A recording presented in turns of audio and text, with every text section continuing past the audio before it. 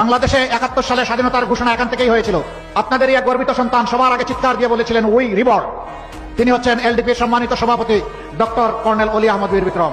Wake up to reality. বাংলাদেশে 71 সালে স্বাধীনতার ঘোষণা এখান থেকেই হয়েছিল। আপনাদেরই এক গর্বিত সন্তান সবার আগে চিৎকার দিয়ে বলেছিলেন উই রিবর্ন। তিনি হচ্ছেন এলডিপির সম্মানিত সভাপতি ডক্টর কর্নেল অলি আহমদ বীর বিক্রম। জিয়াউর রহমান সাহেবকে হাতে ধরে সামনে এগিয়ে নিয়ে গিয়েছিলেন। চট্টলাবাসী আপনাদেরকে স্যালিউট।